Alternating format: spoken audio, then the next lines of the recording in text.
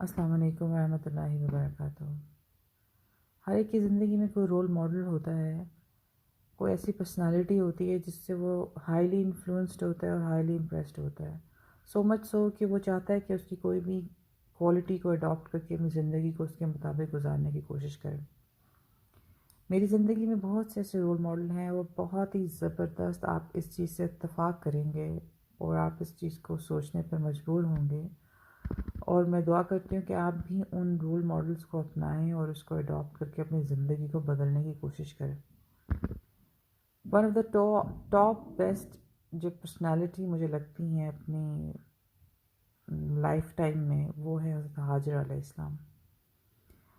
حضرت حاجرہ علیہ السلام کو جب چھوڑا گیا مکہ میں، being a wife and being a mother, انہوں نے کتنی نیگنگ کی، کتنی کمپلینٹس کی، کتنی کویسچننگ کی، وہ سب ہم جانتے ہیں۔ انہوں نے صرف اتنا کہا کہ مجھے اس بات پر یقین ہے کہ میرا اللہ ہمیں ضائع نہیں کرے گا۔ اتنا بلائنڈ فیتھ۔ ان کے سرکمسٹانسز کیا تھے؟ اندھیرا، کوئی اور مطلب فزیکلی آپ کو کوئی بندہ نظر نہیں آ رہا، اور کوئی گھر نہیں، کوئی سایہ نہیں، ایک کھلا میدان ہے، بلکہ پہاڑ ہے۔ پہاڑ کا تو اتنا پرسونا ہوتا ہے ان کو کہ ان کو دیکھ کے دہشت آتی ہے کہ اللہ کتنی ہیوج کریچر ہے۔ تو جسٹ امیجن آج سے جب حاجرہ علیہ السلام کو چھوڑا گیا تھا اس وقت، تو اس وقت اس وادی کا کیا عالم تھا۔ وہاں پر جب وہ ان کے ہسبینڈ کو چھوڑ کے جاتے ہیں تو وہ وہاں پر اپنے سرکمسٹانسز کے اندر رہتے ہوئے اس کے اندر سے کیا ایسی چیزیں باہر نکالتی ہیں جس سے ان کو ریوارڈ میں زمزم ملتا ہے، جس کو ریوارڈ میں ان کی سنت کو آج ایک مرد بھی پورا کرتا ہے۔ اس جگہ پہ رہ کر انہوں نے یہ نہیں خود کو کہا کہ میرے پاس ریسورسز نہیں ہیں، میرے پاس ایسی چیزیں نہیں ہیں جن سے میں کوئی پازیٹیو اپروچ یہاں پر لا سکوں، مگر انہوں نے صرف اپنے رب پہ سچے اخلاص کے ساتھ یقین کیا، اعتبار کیا۔ وہ جذبہ، وہ لگن، وہ شوق، وہ محنت کہ مجھے اللہ ضائع نہیں کرے گا۔ اٹھ کے جب وہ پہاڑوں پہ 7 چکر لگاتی ہیں، ان کے لیے بہت بڑی محنت کا کام ہے ایک عورت کے لیے، پہاڑ پہ چڑھنا اترنا، پھر دوسرے پہ چڑھنا اور اترنا۔ لیکن اللہ نے ان سے اس تھوڑی سی محنت کے بدلے ان کو کیا ریوارڈ دیا۔ ہمیں یہ سوچنا ہے کہ ہم نے اپنی جگہ رہ کے تھوڑی سی بس محنت کرنی ہے، اس سے ہم اتنی زبردست لیگیسی چھوڑ کے جا سکتے ہیں جس سے ہماری آنے والی نسل فائدہ اٹھائیں گے۔ اب وہ محنت کی وجہ سے وہ زمزم آج بھی ہم پیتے ہیں، وہ سنت آج بھی ایک مرد ہو کے پوری کرتا ہے۔ حضرت حاجرہ علیہ السلام بہت ذہین خاتون تھیں۔ بے شک وہ پڑھی لکھی نہیں تھیں، بٹ حکمت جس کو مل جاتی ہے نا، اس کو اور کچھ نہیں چاہیے ہوتا۔ ان کے اندر حکمت تھی، ان کے اندر ایسی کیپیبلٹیز تھیں، ایسی کوالٹیز تھیں، وہ انتہائی اسٹرانگ خاتون تھیں، کریجیس تھیں۔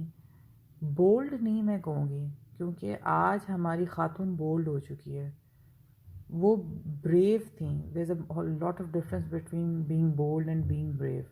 بولڈنس میں آپ اپنے رہنے کا طریقہ، آپ کی بول چال کا طریقہ، آپ کے لباس کا طریقہ سب چینج ہو جاتا ہے۔ بریوری میں یہ سب کچھ نہیں آتا، بریوری میں کریج آتی ہے، بریوری میں آپ اپنے آپ سے باہر نہیں ہوتے ہیں۔ تو حضرت حاجرہ علیہ السلام was a very strong and brave woman, جن کی لیگیسی آج میں روز فالو کرنے کی کوشش کرتی ہوں۔ وہ کیا لیگیسی تھی کہ ہم کچھ پوائنٹس بنا کے سوچیں کہ بھئی بینگ اے وائف میں نے اپنے ہسبینڈ سے نیگنگ، کمپلیننگ نہیں کرنی، اور جو بھی میرے سرکمسٹانسز ہیں میں نے اس کے اندر رہ کے اپنی اولاد کی کیسی گرومنگ کرنی ہے، and then on top of all that کہ میں نے ان سب چیزوں میں اپنے آپ کو پازیٹیوٹی کی طرف کتنا رکھنا ہے۔ اب آپ ان کو ایز اے وائف ہم نے دیکھ لیا، ایز اے مدر دیکھیں، انہوں نے اسماعیل علیہ السلام کو کیسا گروم کیا کہ باپ جب اتنے سالوں بعد آ کے ملتا ہے اور وہ کہتا ہے کہ میں نے خواب دیکھا، تو وہ کہتے ہیں ٹھیک ہے ابا جان، آپ مجھے صابرن پائیں گے؟ کیا وہ انہوں نے گرومنگ کی ہے؟ اور جب یمن سے ایک قافلہ آتا ہے کہ ان کو پتہ چلتا ہے کہ پانی ہے وہاں پر، تو ایک مرد مرد ہو کے، سردار ہو کے، وہ نیگوسیشن کر رہا ہے ایک خاتون سے جو کہ اکیلی ہے. وہ کتنی مطلب اس کے اندر وہ اسٹرینتھ ہے، وہ کریج ہے کہ وہ ایک سردار سے بات کر رہی ہے، اور اس کے بیک آف دا مائنڈ میں یہ کہیں سے آ ہی نہیں رہا.